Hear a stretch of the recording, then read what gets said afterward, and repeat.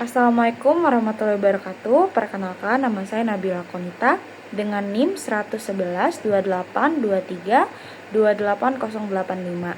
Saya berasal dari kelompok 3 dengan asisten laboratorium Kak Sabrina Putri Johani. Berikut praktikum yang akan saya bahas. Pertama yaitu praktikum kursi antropometri. Jadi kursi antropometri ini itu digunakan untuk mengukur ukuran tubuh para pekerja. Fungsinya supaya kursi ataupun peralatan dan sarana prasarana kerja yang akan digunakan itu sesuai dengan ukuran tubuh si pekerja, sehingga pekerja merasa nyaman ketika menyelesaikan pekerjaannya selama beberapa jam mereka bekerja.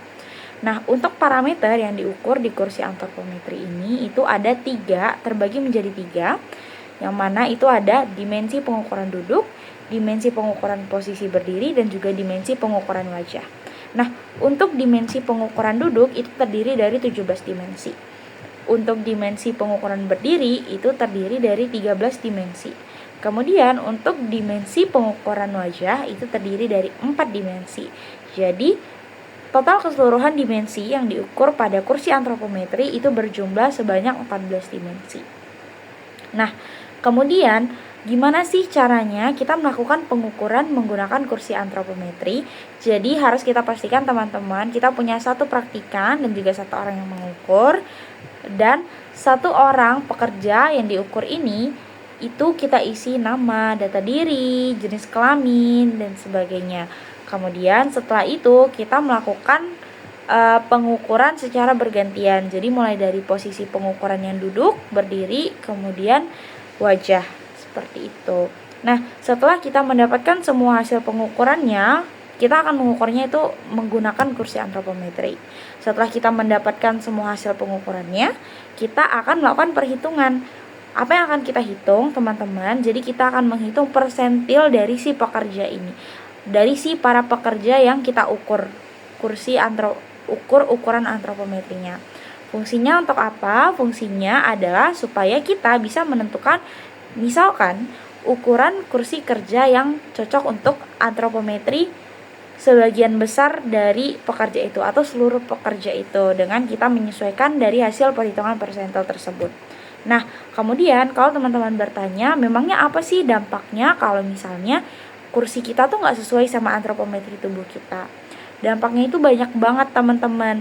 Jadi dampak dari kursi antropometri yang tidak sesuai dengan ukuran tubuh kita itu bisa dari dampak fisik. Yang pertama, kita akan mengalami low back pain. Terus juga kita bisa mengalami nyeri leher, bahu, dan juga pinggang. Belum lagi ada nyeri paha dan lutut. Kemudian untuk dampak ergonomi itu juga bisa menyebabkan kita memiliki postur yang nggak alami, dan juga bisa memberikan beban statis pada otot kita secara berlebih, dan juga bisa memberikan tekanan pada spinal disc kita. Kemudian kalau dari segi produktivitas, kursi yang nggak sesuai sama antropometri kita itu bisa membuat kita lebih cepat lelah, lebih mudah menurun konsentrasinya, dan juga nggak nyaman ketika kita bekerja. Nah, gimana sih caranya kita mengendalikan supaya dampak-dampak buruk ini tuh nggak terjadi ke kita? Jadi berdasarkan teori yang ada di K3, untuk pengendalian itu kita punya hierarki pengendalian. Jadi yang pertama, untuk metode eliminasi, kita akan menghilangkan kursi yang tidak ergonomis. Kemudian untuk hierarki substitusi, kita akan mengganti kursi yang tidak ergonomis menjadi kursi yang ergonomis atau adjustable. Kemudian kalau untuk rekayasa teknik atau engineering control, kita dapat melakukan pendesainan ulang terhadap kursi berdasarkan data antropometri yang sudah kita dapatkan. Jadi kita bisa tambahkan sandaran sesuai tinggi bahu, atau kita juga bisa tambahkan bantalan di kursinya gitu. Kemudian untuk dari segi administratif, kita bisa menerapkan pengaturan waktu duduk, kita bisa menerapkan pengaturan shift untuk para pekerja itu melakukan istirahat atau stretching, dan kita memberikan edukasi postur yang benar terhadap para pekerja. Nah, kemudian untuk di APD atau yang paling rendah, kita dapat menyediakan lembar support untuk si pekerjanya itu.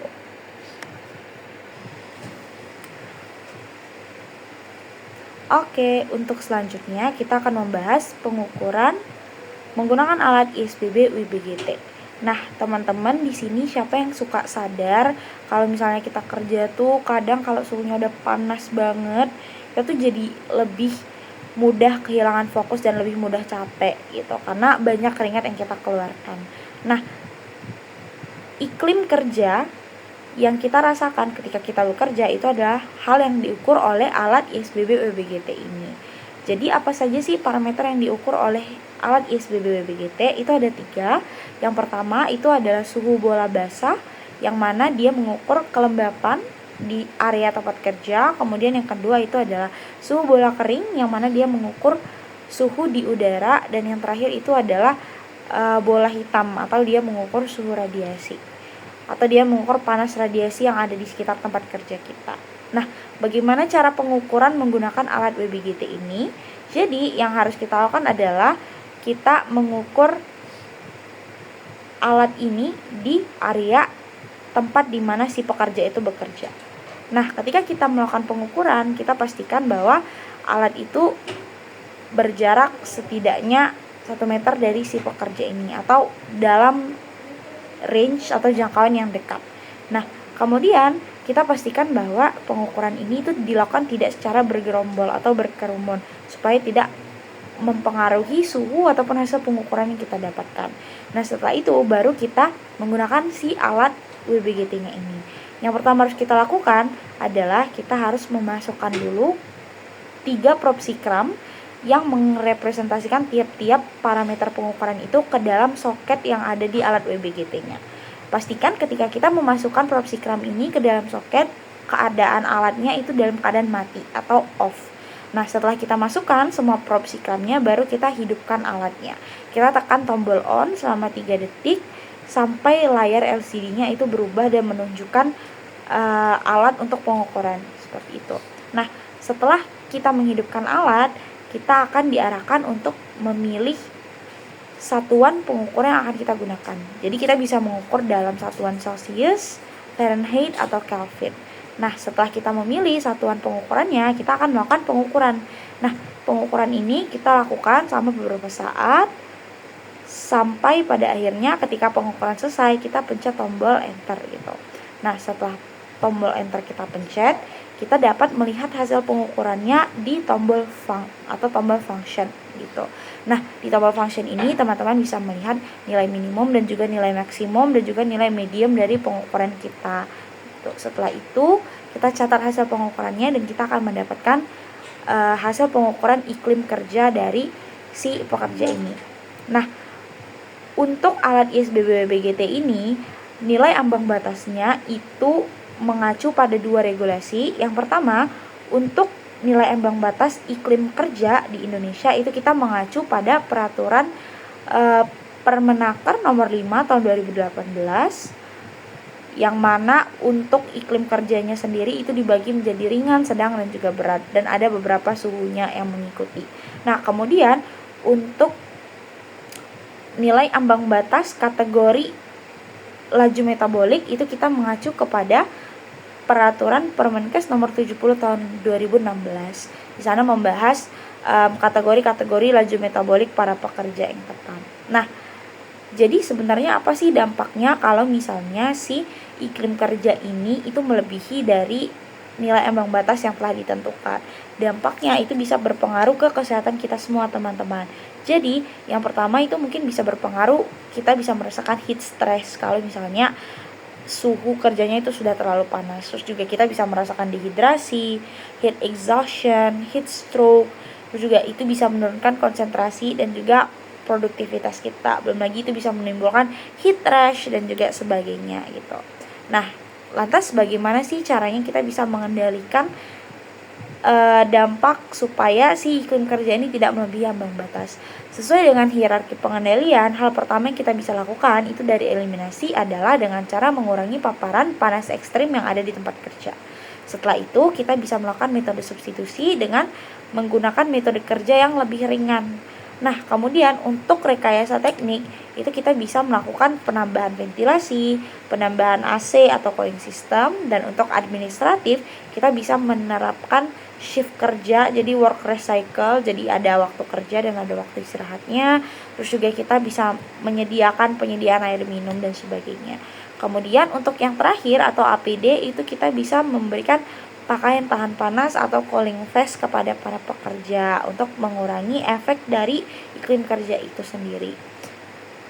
Sekian untuk ISBB BGT. Selanjutnya kita akan memasuki alat pengukuran selanjutnya. Oke, selanjutnya kita akan bahas tentang solarimeter. Nah, teman-teman tahu nggak kalau misalnya ketika kita bekerja di luar lapangan di siang hari yang terik, itu tuh bisa sangat berbahaya bagi kita. Kenapa? Karena dengan bekerja di luar lapangan tersebut, kita tuh bisa terpapar yang namanya radiasi sinar matahari. Nah, lantas gimana sih caranya kita bisa tahu apakah kita terpapar sinar radiasi matahari itu atau tidak? Adalah dengan cara mengukurnya menggunakan alat solarimeter. Nah, alat solarimeter ini sendiri itu mengukur keseluruhan radiasi matahari. Jadi dia nggak terfokus di salah satu radiasi, tapi mengukur radiasi matahari secara keseluruhan. Nah, gimana sih cara melakukan pengukuran menggunakan solarimeter ini? Jadi kita tuh nanti akan mempunyai alat yang namanya alat solarimeter. Jadi ada badan alat dan juga nanti akan ada kayak sensornya yang berbentuk stick gitu. Nah, untuk kita melakukan pengukuran, kita harus menghidupkan dulu alatnya. Jadi kita menekan tombol on untuk menyalakan alat. Lalu setelah kita menyalakan alat, kita langsung arahkan stick sensornya itu ke area yang terpapar oleh sinar matahari. Nah, pastikan kalau misalnya sensor yang kita pegang itu tuh tegak lurus sama si tanah. Jadi kita nggak miring ataupun nggak kanan kiri, tapi tegak lurus ke atas. Dan juga pastikan bahwa ketika kita mengukur itu tuh kita tidak tertutup sama objek-objek lain. Ataupun ketika kita melakukan pengukuran, pakaian kita tidak berpotensi untuk menyebabkan bias terhadap hasil pengukuran. Seperti dengan menggunakan pakaian-pakaian reflektif dan sebagainya, seperti itu. Nah, kemudian setelah kita selesai melakukan pengukuran selama beberapa saat, kita bisa melihat hasil pengukuran itu dengan memencet tombol enter. Nah, setelah kita pencet tombol enter, kita bisa melihat nilai solar powernya yang ditampilkan dalam satuan W per M kuadrat.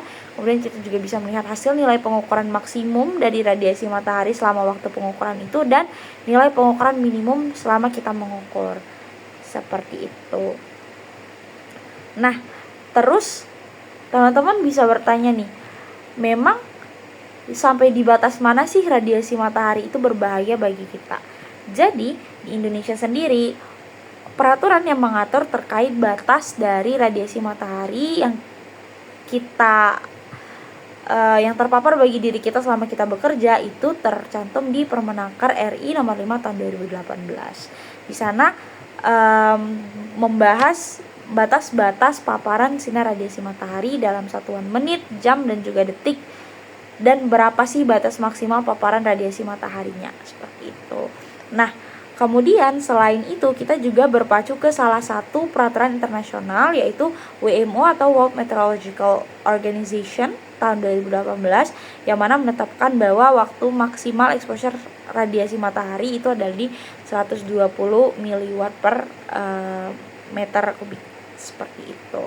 Nah, terus bagi teman-teman yang bertanya lagi, memangnya apa sih Kak dampaknya kalau misalnya kita terpapar sinar radiasi matahari dalam waktu yang lama atau melebihi dari ambang batas yang dianjurkan? Dampaknya itu banyak teman-teman. Jadi kita bisa heat stress kalau misalnya mataharinya udah terlalu panas. Kita juga bisa mengalami dehidrasi. Terus juga kita bisa mengalami sunburn, jadi kulit kita bisa terbakar. Terus juga kita bisa rawan mengalami penuaan dini dan bahkan bisa beresiko terkena kanker kulit apabila kita terpapar radiasi matahari dalam jangka panjang. Lantas bagaimana caranya supaya kita bisa terlindungi dari radiasi matahari kalau misalnya pekerjaan kita memang menuntut kita untuk bekerja di luar lapangan? Jadi kita bisa menerapkan hierarki pengendalian untuk memproteksi diri kita sebagai pekerja ketika kita harus bekerja di luar lapangan di siang hari. Yang pertama, eliminasi, kita menghindari kerja di bawah mataharinya langsung.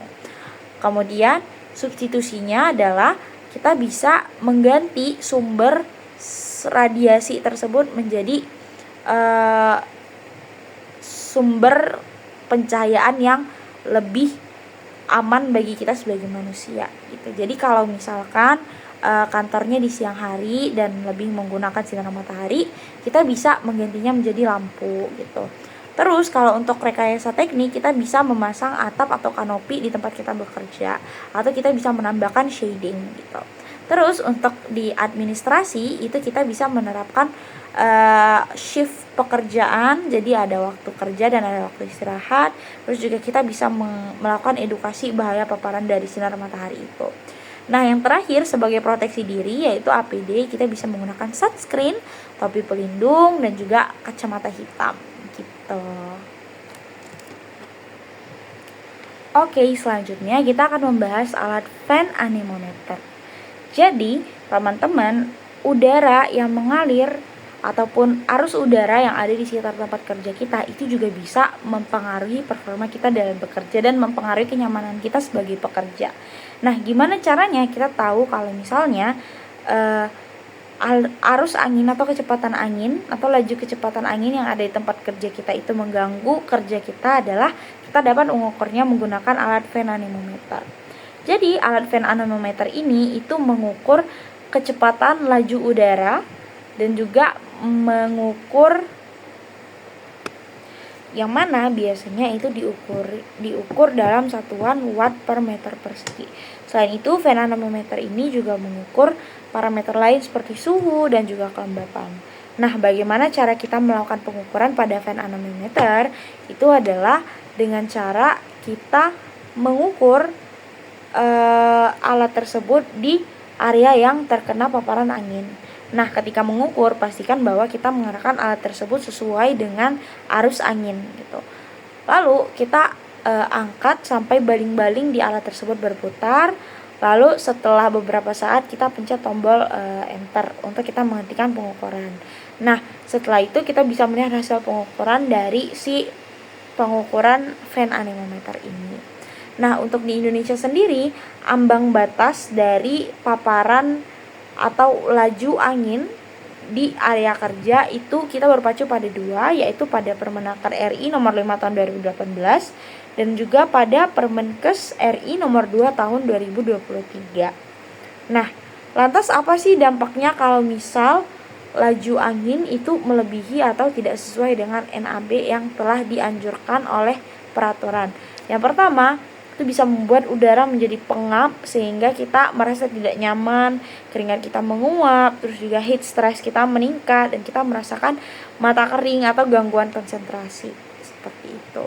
Nah, lantas apa sih yang bisa kita lakukan untuk mengendalikan dampak dari si laju angin ini? Yang pertama, sesuai dengan hierarki pengendalian, kita bisa melakukan untuk eliminasi adalah menghilangkan sumber hambatan aliran udara.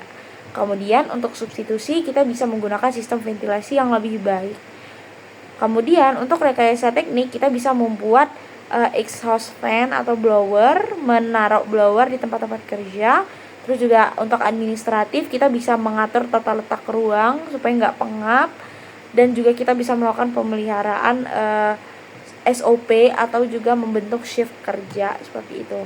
Nah, kemudian untuk APD itu kita bisa menggunakan topi atau kita juga bisa menggunakan kacamata atau menggunakan pakaian kerja yang emang sesuai kondisi. Jadi kalau misalnya tempat kerjanya panas, kita menggunakan pakaian kerja yang tidak terlalu tebal seperti itu. Oke, selanjutnya kita akan membahas alat vibration meter. Jadi alat vibration meter ini itu digunakan untuk mengukur seberapa besar getaran yang dirasakan oleh si pekerja ketika melakukan pekerjaannya. Apa saja sih parameter atau getaran yang diukur oleh si alat vibration meter ini? Itu ada dua, yaitu whole body vibration dan juga hand arm vibration. Untuk whole body vibration itu adalah getaran yang kita rasakan di seluruh tubuh. Jadi itu biasanya case-nya adalah untuk sopir-sopir bajai atau sopir-sopir angkutan berat yang mengakibatkan terasanya getaran di seluruh tubuh pekerja. Nah, selanjutnya itu ada hand arm vibration. Jadi untuk mengukur getaran yang dirasakan hanya di area tangan dan juga lengan.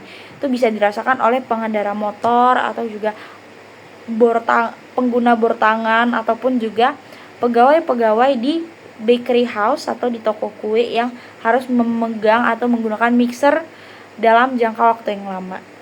Nah, untuk batas atau nilai ambang batas dari paparan getaran yang dirasakan oleh pekerja itu diatur di peraturan yang ada di Indonesia, yaitu di Permenaker RI nomor 5 tahun 2018, di mana di peraturan tersebut telah terbagi dua tabel, di mana satu itu membahas tentang getaran seluruh tubuh atau whole body vibration, dan satu lagi membahas tentang hand arm vibration atau getaran di lengan dan juga tangan.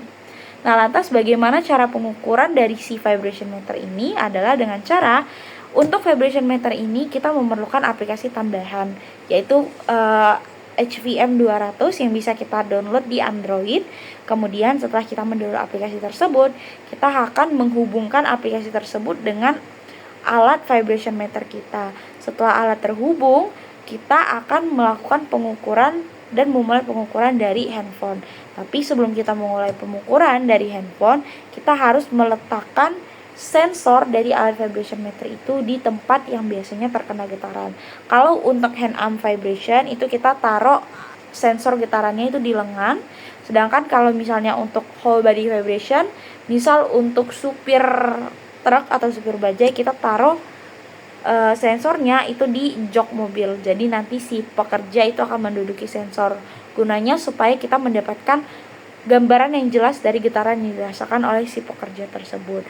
Setelah itu kita akan meminta si pekerja untuk melakukan pekerjaannya seperti biasa sambil memakai sensor dari alat vibration meter kita. Setelah beberapa saat pengukuran dihentikan dan kita bisa melihat hasil pengukurannya. Nah, lantas seperti apa sih dampaknya kalau misalnya kita terkena getaran yang melebihi NAB dan juga dalam waktu yang lama secara terus menerus? Itu bisa menyebabkan terjadinya gangguan saraf dan juga pembuluh darah, teman-teman. Terus itu juga bisa menyebabkan HAVS atau hand arm vibration syndrome. Belum lagi itu juga bisa menyebabkan low back pain dan juga nyeri otot dan sendi gitu. Nah, untuk pengendaliannya sendiri kita bisa menerapkan hierarki pengendalian K3, di mana untuk eliminasi yang kita bisa lakukan adalah kita menghilangkan sumber getaran. Kemudian untuk substitusi kita bisa menggunakan alat dengan getaran yang lebih rendah gitu. Dan untuk rekayasa teknik kita bisa memasang peredam getaran pada alat-alat yang memberikan getaran terhadap pekerja atau vibration isolator. Kemudian untuk administratif kita bisa melakukan penerapan pembatasan waktu paparan bagi pekerja, dan untuk APD kita bisa menyediakan sarung tangan anti getaran untuk para pekerja, seperti itu.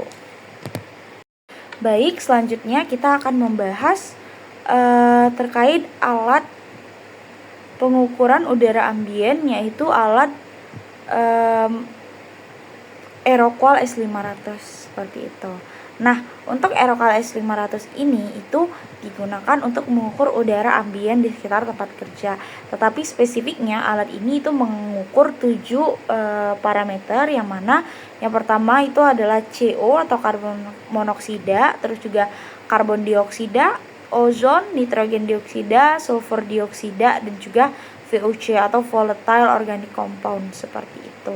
Nah, untuk nilai ambang batas dari udara ambien yang disebutkan dari parameter tersebut sendiri itu diatur di Permenkes RI nomor 2 tahun 2023 apabila di Indonesia. Terus juga ada Permenaker RI nomor 5 tahun 2018, dan juga ada PP RI nomor 22 tahun 2021 seperti itu. Nah, kemudian untuk cara pengukuran dari si Aeroqual S500 ini itu adalah yang pertama kita harus menyalakan si Aeroqual S500 ini. Kemudian setelah itu kita sebelum kita mengukur kita pastikan dulu bahwa sensornya itu sudah terpasang gitu. Nah, setelah itu kita letakkan si alat Aeroqual S500 ini di area pengukuran, baik itu di indoor maupun outdoor. Tunggu sampai pembacaannya stabil, baru nanti kita bisa melihat nilai konsentrasi parameter muncul di layar seperti itu. Nah, lantas apa sih penyebabnya atau dampaknya kalau misalnya angka pengukuran dari si Aerocal S500 ini melebihi dari ambang batas yang telah ditetapkan. Yang pertama itu bisa menyebabkan gangguan pernapasan, bisa menyebabkan iritasi mata dan juga saluran mata, terus juga menyebabkan keracunan, sakit kepala, pusing, dan bahkan penurunan konsentrasi. Nah, lantas kita dapat mengendalikan dampaknya ini dengan menerapkan hierarki pengendalian K3, di mana kalau untuk eliminasi kita dapat menghilangkan sumber polutan. Terus untuk substitusi kita bisa menggunakan bahan yang lebih aman untuk produksi kalau misalnya polutannya dihasilkan oleh proses produksi seperti itu. Terus untuk rekayasa teknik kita bisa membuat sistem ventilasi atau exhaust yang membuang sisa-sisa hasil produksi yang menghasilkan polutan tersebut. Terus juga untuk administratif itu kita bisa memonitoring kualitas udara secara terus-menerus dan melakukan pembatasan paparan dengan menggunakan sistem shift. Terus juga kita bisa memproteksi diri kita dengan hierarki pengendalian terakhir, yaitu APD dengan menggunakan masker atau respirator. Baik, selanjutnya kita akan lanjut ke alat yang selanjutnya, yaitu alat Personal Pump Air Check Essential, yang mana alat ini itu bertujuan untuk mengukur udara di sekitar pekerja yang biasa terhirup dari pekerja secara personal sesuai dengan namanya. Nah, untuk parameter yang digunakan atau yang diukur dalam alat ini itu ada 3, yaitu respirable dust, inhalable dust, dan juga debu logam. Di mana 3 parameter ini nilai ambang batasnya itu diatur pada Permenaker RI nomor 5 tahun 2018. Seperti itu. Nah, lantas bagaimana sih cara pengukuran dari si alat Personal Pump Air Check Essential ini? Yang pertama adalah dengan cara kita memasang dulu sensor sesuai dengan parameter yang akan kita gunakan. Jadi, sebelum kita melakukan pengukuran, kita harus merakit dulu sensor dan juga filter dari si alat Personal Pump Air Check ini. Setelah kita pasang filter dan setelah filternya kita timbang, kita bisa memasukkan filter yang sudah kita rakit tadi ke dalam alatnya atau pompanya seperti itu. Nah, setelah kita mengukur kadar debu yang ada di sekitar pekerja, kita dapat menimbang kembali filter yang telah digunakan untuk pengukuran. Gunanya untuk apa? Gunanya supaya ketika kita melakukan perhitungan hasil supaya kita bisa melakukan perhitungan dari hasil pengukuran tersebut, sehingga kita bisa mengetahui seberapa banyak sih kadar debu, respirable dust, inhalable dust, dan juga debu logam yang dihirup oleh pekerja selama mereka bekerja. Nah, lantas apa sih dampaknya kalau misalnya si debu yang terhirup oleh pekerja ini itu melebihi dari ambang batas? Yang pertama, kita bisa mengalami gangguan pernapasan, kita juga bisa berisiko terkena penyakit paru seperti ISPA, pneumonia, dan juga kita bisa mengalami iritasi saluran nafas. Nah, lantas untuk pengendaliannya kita bisa melakukan untuk eliminasi dengan menghilangkan sumber debu atau zat kimia penghasil debu tersebut. Kemudian yang kedua, kita bisa melakukan substitusi, di mana kita mengganti bahan yang berbahaya menjadi bahan yang tidak berbahaya atau tidak terlalu berbahaya. Kemudian untuk rekayasa teknik kita bisa menggunakan ventilasi lokal atau kita bisa menggunakan dust collector. Lalu untuk administratif kita bisa melakukan monitoring paparan dan juga kita bisa melakukan pembatasan waktu kerja. Dan yang terakhir untuk APD kita bisa menggunakan masker atau respirator untuk pekerja. Baiklah, untuk alat yang terakhir itu adalah alat luxmeter. Jadi teman-teman, tingkat pencahayaan dari ruangan kerja kita itu juga dapat sangat mempengaruhi hasil pekerjaan dan juga kenyamanan kita ketika bekerja. Nah, tingkat pencahayaan ini itu adalah parameter yang diukur oleh luxmeter. Jadi luxmeter itu mengukur intensitas pencahayaan dari suatu ruangan.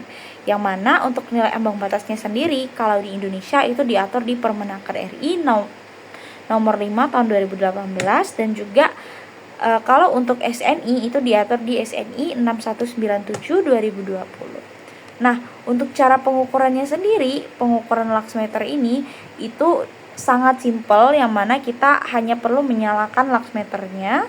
Kemudian setelah itu kita meletakkan sensor luxmeter ini di area kerja secara tegak lurus dengan sumber dari cahaya. Kemudian setelah itu kita diamkan selama beberapa saat dan kita pencet enter untuk menunjukkan hasil pengukuran.